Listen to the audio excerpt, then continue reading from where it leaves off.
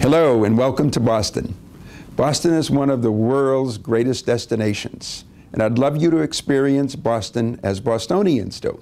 So please stop by our Visitor Information Center on Boston Common or at Prudential Center, where you can pick up brochures and maps, get information about the tours that Boston has to offer, and get to experience Boston in a really enjoyable way. We look forward to your stay in Boston. Blue Man Group. The show that brings you moments like this. And this. And makes you feel like this. Blue Man Group gives you this. As well as this. And you'll feel like this. The show that gives you this.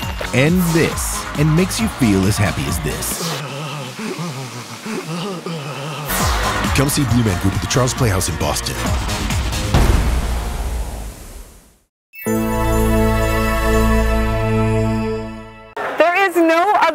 To see Boston's North End than by foot. This way you have no choice but to immerse yourself in the heady aromas, the captivating sights, the delightful sounds of European American village life. As you stroll down the narrow and winding streets, stop at a cafe for a cappuccino, gelato, or cannoli, and you'll know why this neighborhood is famous. The North End is the city's oldest residential area, and it houses architecture from all periods of American history. The new slogan is My North End Boston.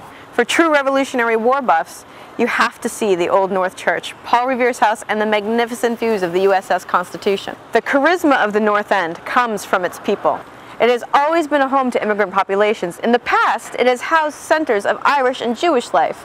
Today, the character of the North End is undeniably Italian.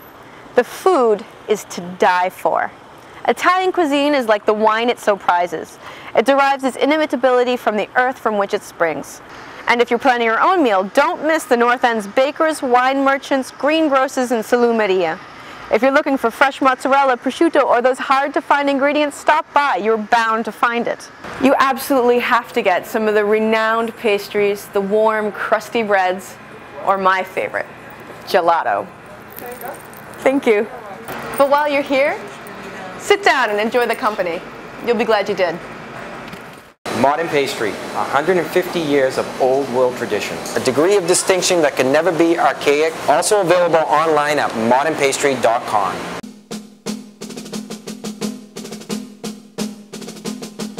Welcome to the Old North Church, one of the most historic places in America, one of the places where the American Revolution began.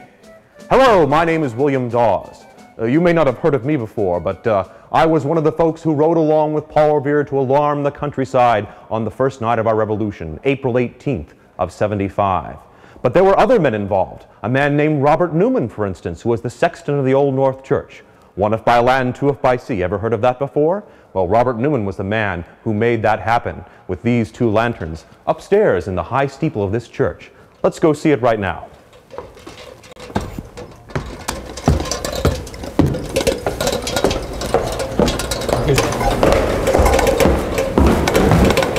Paul Revere had made a prior arrangement with Robert Newman to hang lanterns in the tower of the Old North Church if the British invaded the countryside. Newman had to escape his home where there were British soldiers in the downstairs area in order to do it. But on the night in question, he was climbing the stairs into the tall steeple, lanterns in hand. We're only 2 stories up of 14. We've got a long way to go.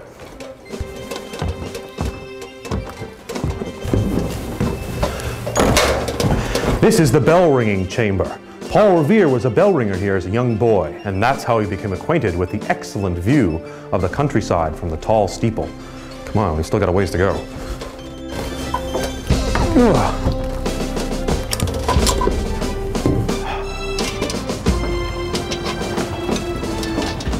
And here we are at last. You know, this would have been a lot more difficult at night for Robert Newman, but here we are in the steeple of the Old North Church with a panoramic view of Boston all around. If you look off in that direction, you can see the masts of the USS Constitution. That's Charlestown. That's where they were looking for the lanterns in 1775. These are the windows from which Robert Newman would have hung his 2 lanterns on the night of April 18th of 1775. They were only up for a few minutes, but that was long enough the message got through to Charlestown that the American Revolution had begun. When you come to Beacon Hill, you feel like you've gone back through time. Perpetually burning gas street lamps shine down upon red brick walkways, brass door knockers, window boxes, flowering pear trees, and hidden gardens. Charles Street brims with 40 antique shops, fantastic restaurants, delicious food shops, and beautiful boutiques of home decor. The Massachusetts State House, with its beautiful dome, is at the top of the hill, overlooking Boston Common. And for you sitcom lovers, there's a pub formerly known as the Bull and Finch, after Charles Bulfinch, the venerable architect responsible for so much of Boston's character. But it was only renamed after the popular program was canceled. So come to Beacon Hill, where we may not all know your name, but at least you can lift a glass with us and be welcome. Cheers. Blue Man Group. The show that brings you moments like this. And this. And makes you feel like this. Blue Man Group gives you this. As well as this. And you'll feel like this. The show that gives you this. And this. And makes you feel as happy as this. Come see Blue Man Group at the Charles Playhouse in Boston. A mere stone's throw away from the North End and Faneuil Hall, you will find a place of wonders from a different world. The New England Aquarium is built around a 4-story, 200,000-gallon Caribbean coral reef exhibit called the Giant Ocean Tank. 560-pound sea turtles, toothy sharks, and huge stingrays peer out at you as you circle their home. More than 750 species and 40,000 animals live at the aquarium. Both harbor and fur seals have training sessions several times a day that you can watch. More than 60 penguins of 3 different species fly underwater through one of the largest penguin exhibits in North America. Thousands of sea jellies will surprise you with their beauty. The IMAX Theater has state-of-the-art 3D technology and the largest movie screen in New England at over 65 feet high. Come to the New England Aquarium and maybe you'll be able to make some new friends too. Lana, kiss? Good girl. Just 25 miles east of Boston is America's only whale feeding sanctuary, Stellwagen Bank. New England Aquarium has one of the best whale watches in Boston. Stellwagen Bank. The ocean floor rises from 300 feet below sea level to 100. Water surges upwards, minerals come with it, and animals feed. The biggest animals ever to live on Earth. This feeding ground sits at the mouth of Massachusetts Bay. For the adventurous, close enough to get to by boat. Launching from the New England Aquarium. Who else would you want to take you? This high-speed catamaran is specifically built for whale watching, with plenty of room outside for everyone watching the whales and plenty of room inside if the sun or weather are too much. The cruises run from April through October, giving you plenty of opportunity for this encounter between man and the mysterious sea. Hi there, my name is Melissa, and I'm here to tell you whether you're fun, flirty, sassy, or laid back, Boston's nightlife is what you crave. I'm here to show you Boston's hottest spots. Whether it be enjoying a Fenway Frank at a baseball game, or sipping a signature teeny at one of the trendy lounges in Boston's Back Bay, Boston's nightlife possibilities are endless. For a more relaxed mood, kick back and grab a beer at a local bar.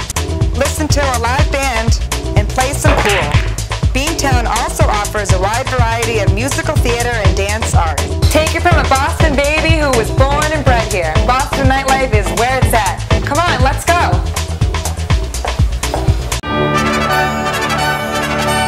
You're watching the Boston Hotel Channel, City Buzz Boston. For more information on anything you've seen on this program, visit our website, visitorstvnetwork.com, where you can view all of the video for this city as well as all of the other cities in our network, and link directly to the attractions website, and get more information such as the restaurant menus, the local weather forecast, calendar of events, and directions from your hotel.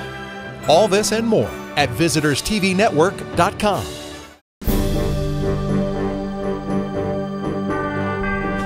I'm standing next to the United States frigate Constitution.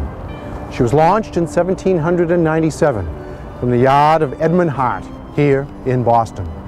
She fought the French in the Quasi-War. She fought the Barbary Corsairs in the Mediterranean, and she defended America in the War of 1812. It was in the War of 1812 that she earned her most famous victories. Off the coast of Nova Scotia, she encountered His Majesty's ship Guerriere. It was during that battle that American sailors saw British cannonballs bouncing off the sides of Constitution. The sailors called out, "Huzzah!" Her sides are made of iron, and hence her nickname, Old Ironsides.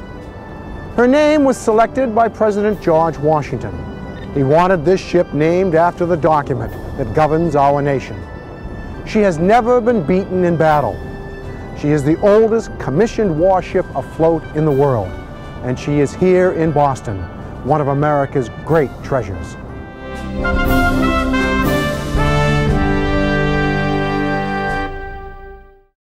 Hi there, and welcome to Boston. If you're going to enjoy a favorite local dish, fresh Maine lobster, you're going to need to know what to do. Before digging in, be sure to fasten your lobster bib. Thank you. Here we have boiled lobster, served in classic New England style. Now for the best part. To open your lobster, start by grabbing your claw and twisting it and pulling it away to remove it from the body. Next, take your claw crackers, placing the lobster claw in between and squeezing until it cracks. Next, pick up the lobster by the tail, unfurl it, and twist to separate from the body. Break off the lobster tail flipper, and using your lobster fork, stick it under the lobster shell and pull to pull the meat out of the shell.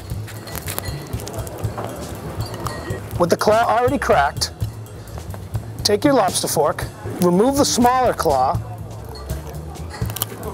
peel apart your shell, and pull the meat out. Finally, dip your meat in your dish of warm, drawn butter. Bon appetit. That is how you open a lobster in Boston without looking like a tourist. World-renowned for over 4 decades, Anthony's Pier 4 is essential for those who want to taste the local flavor and seafood Boston is famous for. Guests enjoy dazzling views of Boston Harbor while enjoying traditional New England dishes and inventive international cuisine, including lobsters from Anthony's own lobster company in Maine, fine cuts of meat and seafood grilled on our open hearth, an award-winning wine list and cocktail menu, fabulous desserts such as Grand Marnier Soufflé, and of course, Anthony's famous popovers. Come discover what locals, visitors, and celebrities have long known. For the freshest seafood, come to the pier. Anthony's Pier 4.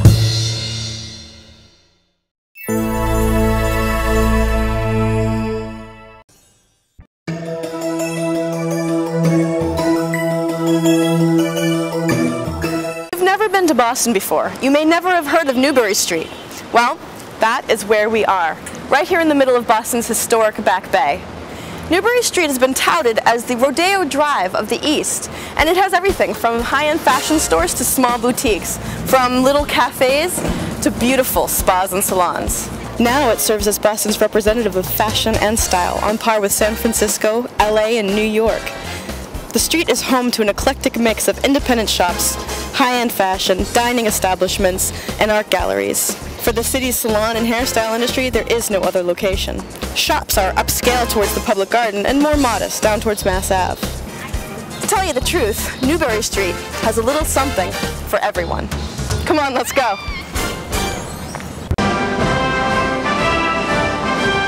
Playing in an orchestra is all about teamwork and precision, and the conductor is really the coach of that team. My job up there is to bring all these individual artists into the same place at the same time and create something that's greater than the sum of our individual parts.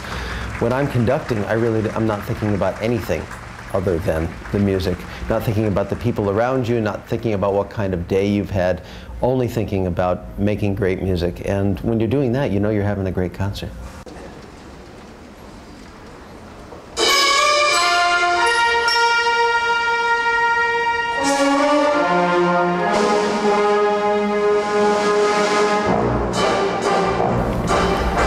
Boston Pops is one of this country's oldest cultural institutions. It's almost a century and a quarter old. We call ourselves America's Orchestra because this is really an orchestra that has a constituency that goes far beyond Boston, far beyond New England, to all of America and the rest of the world.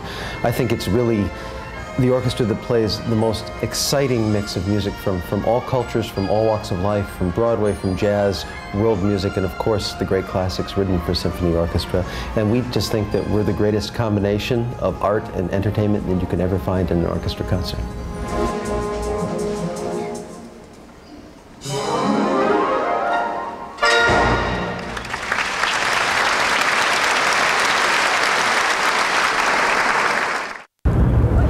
In December 1773, a group of Bostonians determined to resist the Acts of Parliament that taxed the tea threw chests of tea into Boston Harbor. In London, the news of the Boston Tea Party was met with horror. Parliament decided, and the King's ministers decided, that Bostonians must be punished. And so the port of Boston was closed. A General Gage, was sent here to bring order. British troops, the dreaded Redcoats, were sent as well. Things were tense in Boston in 1774. Early in 1775, matters grew even more grave. The Massachusetts Provincial Congress left Boston. They were meeting in Concord under the leadership of Samuel Adams and John Hancock. General Gage here in Boston was determined to take control. He was particularly alarmed when he heard that munitions, cannons, gunpowder were being gathered in the town of Concord to outfit the Massachusetts militia, the Minutemen. And so, on the evening of the 18th of April, 1775, 800 British soldiers gathered here at the foot of Boston Common to prepare to cross the Charles River to make their march on Lexington and Concord. They crossed quietly, but not without notice, for the Boston Committee of Safety knew that the British were on the march tonight, and they dispatched two messengers, Paul Revere and William Dawes, to alarm the countryside that the regulars were out tonight. Well, the regulars did cross the Charles. They landed in Cambridge, and they began their march towards Lexington and Concord. By now, of course, the secret march was a secret no more. The entire countryside was alarmed. Revere and Dawes carried the message to every Middlesex village and farm. As the British marched out towards Lexington, they could hear bells sounding in the distance. They could hear alarm guns going off. They knew that the Americans knew the regulars were out. In Lexington, Captain John Parker summoned his company of militia to stand and be ready for the British. They gathered on Lexington Green, and they waited and waited. When the British didn't arrive, Captain Parker told his men to stand down, but be ready to assemble again should the alarm sound.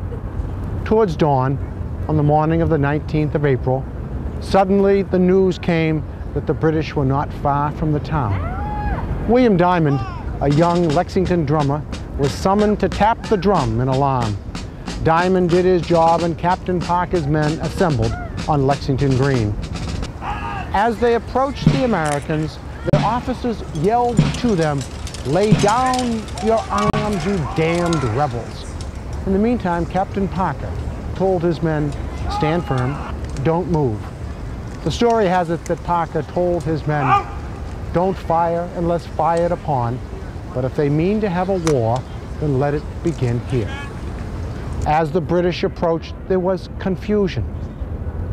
From a distance, we still don't know how or who or precisely where, but from a distance, from behind a stone wall, a shot was fired. That sent the British troops into a panic. They lowered their weapons, fired at the Americans who were standing there, charged with their bayonets. The British officers immediately regained control of their men, but it was too late. Several Americans lay dead on Lexington Green. Others were severely wounded. The British soldiers regrouped, took their arms, and began to huzzah. 3 huzzahs for the king.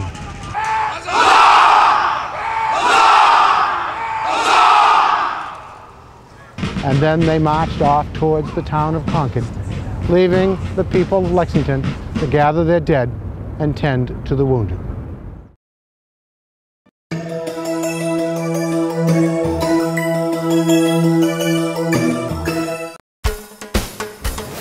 There is a beat underneath the streets of the South End that you will find it impossible not to dance to.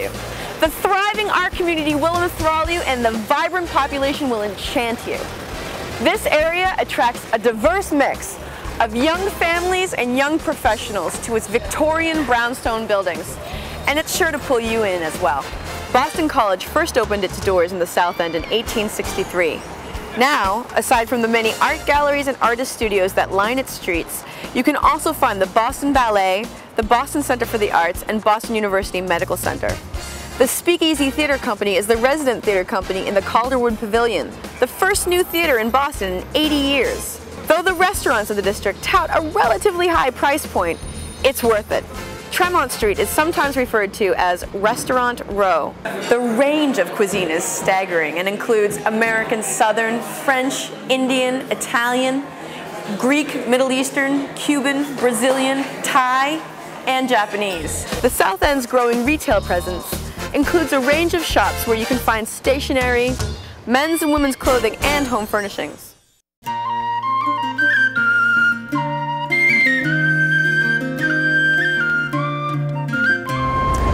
Boston is regarded as an Irish city, and both Irish and American visitors alike consider Boston to be the Irish capital of America. You aren't here long before realizing the deep Irish roots that run through Boston's illustrious history. Logan Airport, the Callahan Tunnel, the McCormick, Kennedy and Moakley Federal Buildings, plus numerous parks, boulevards and memorials attest to the Irish presence in Boston. One of the most treasured memorials in Boston is the Irish Famine Memorial, here at the junctions of Washington and Milk Streets. It was unveiled in 1998 to commemorate the 150th anniversary of Ireland's Great Hunger in the 1840s. Irish have been settling in Boston since the early 18th century and have put their distinctive mark on the city's politics, business, culture and social life. Today, Irish culture is enjoyed and appreciated by Boston residents and visitors, and groups like U2, Van Morrison, the Irish Tenors, Riverdance and the Chieftains have loyal followings. Boston has an old world charm, combined with a contemporary sensibility that visitors enjoy and seek out. Thank you. You're welcome. The art of hospitality, perfected in Ireland, is part of the ongoing tradition of the Irish coming to Boston and adding their considerable talents to this great city.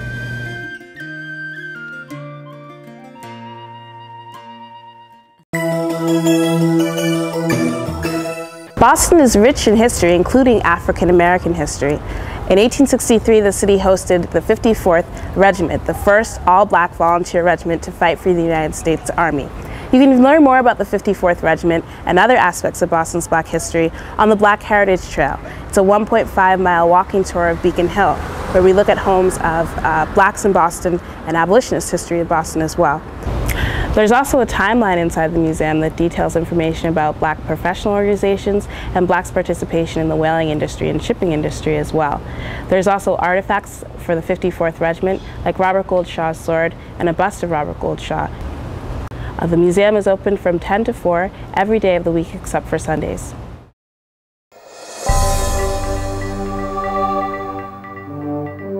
On June 16, 1775, 1,200 American militia marched from Cambridge to come to Charlestown to build a fortification on Bunker's Hill. Their orders were to build a formidable place to drive the British out of Boston. The British immediately decided that they needed to be moved off that hill. 2,000 British soldiers came over from Boston, marched up the slope of this hill. As they were marching up, the American commander, Colonel Prescott, told his men, "Don't fire. Don't fire until you see the whites of their eyes." As they drew near, Colonel Prescott commanded, volley, fire. The British soldiers went down in windrows, back, reeling down the hill. They came up a second time. Again, Prescott told his men, hold your fire, hold your fire. They came close, the Americans fired again. And for a second time, the British retreated down the hill. They came up a third time. By this time, the Americans had run short of ammunition. The British came over the redoubt and drove the Americans off the hill. Nearly 450 Americans fell that day. More than twice that number of British soldiers died. The British crowed about their victory at Bunker's Hill, causing an American general, Nathaniel Greene, to comment, "Fine," he said, "we'll sell them hills at that price anytime." Among those who were witnessing the battle at Bunker Hill was Abigail Adams, at home in Braintree. Now, it was Breed's Hill. It wasn't Bunker's Hill. There was a confusing there, because it is understood that perhaps the British had the wrong map with the wrong name of the hill. So what is known as the Battle of Bunker's Hill is actually on Breed's Hill, and the great monument called the Bunker Hill Monument is actually on the wrong hill. The cornerstone laid by the Marquis de Lafayette was in 1825. They finished building the monument in 1843. It is 221 feet high, and it is open to the public. You're watching the Boston Hotel Channel, City Buzz Boston. For more information on anything you've seen on this program, visit our website, visitorstvnetwork.com, where you can view all of the video for this city as well as all of the other cities in our network, and link directly to the attractions website, and get more information such as the restaurant menus, the local weather forecast, calendar of events, and directions from your hotel. All this and more at Visitors. In 1822, after nearly 200 years of being a town, the people of Boston voted to become a city. In the first mayoral election, Josiah Quincy ran for office. He lost. The next year, he ran again. This time, he won. Mr. Quincy had a vision for Boston. He was particularly interested in Dock Square, the area in front of Faneuil Hall. It was a dirty, mucky place filled with oyster shells and dead cats. Mr. Quincy decided that this would be the place where a new market should be built. Alexander Paris was the architect. Mr. Paris designed a magnificent granite structure. The building was opened, and almost immediately it became known as Quincy's Market. Over the 19th century, Quincy's Market began to deteriorate. It too fell into disrepair. By the mid part of the 20th century, it was a pretty sad sight here. But then came the American Revolution bicentennial. And in this town, an architect named Thompson and a developer named Rouse teamed up together to renovate and restore Quincy Market. With the aid of the mayor, Kevin White, this place magically reappeared. The market area was refurbished and restored and became what it is today, one of the central features of our town. Standing here in front of Faneuil Hall, 1742, Quincy Market is today what this area was always meant to be, the marketplace, the commercial center of this town. Boston and Cambridge are home to more college students than any other city in the United States. We're here at the MIT Museum today in Cambridge, which showcases many of the contributions made by MIT to this region and to the world. The most famous professor, perhaps, at MIT is a man by the name of Harold Edgerton. We call him Doc. And what Edgerton contributed was an entirely new way of seeing the world. He took a 19th century innovation called the stroboscope, and it used that light, that flash of light, to see the invisible. Here's a flow of water. Looks like a steady stream. Now let's turn on the strobe light, and all of a sudden you can see, it's like magic. You can see that a stream of water isn't solid, but in fact made up of droplets. You can even try this out yourself. Ready? Here we're looking at Machine with Wishbone.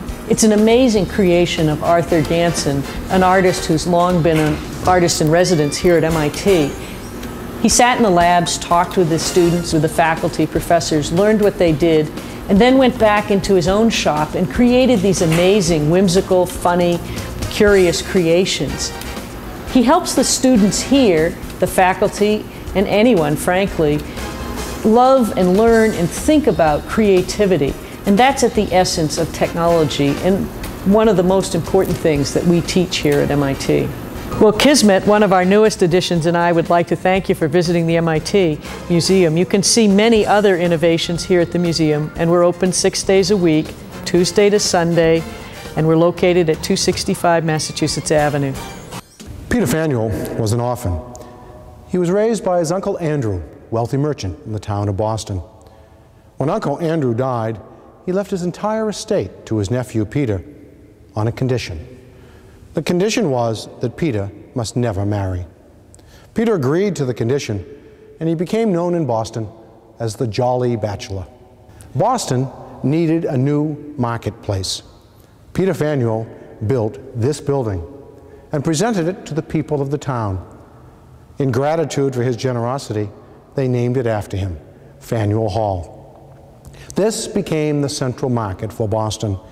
It was also the place where the town meeting met. It was here, in this great hall, that Samuel Adams spoke in favor of revolution. It was here that John Hancock presided, that Joseph Warren, James Otis, and dozens of other patriots, high sons of liberty, spoke in the cause of the American Revolution. After the Revolution, the people of Boston needed a larger hall, and so they turned to their architect, Charles Bulfinch. And in 1805, this hall was enlarged. Later in the 19th century, this place, known affectionately as the Cradle of Liberty, became the scene for abolitionist speeches. Here in this chamber, the great heroic abolitionists spoke in defiance of the laws to denounce the evil of slavery. It was here that William Lloyd Garrison spoke, Charles Sumner, and Frederick Douglass. This hall remains today a site for meetings, for free speech. It remains today an important part of Boston's historic fabric. From the grasshopper weather vane on the cupola above to this great hall, this is one of our town's great icons. This hall is still owned by the City of Boston. It is free and open to the public every day, and tours are available from ranges of the National Park Service.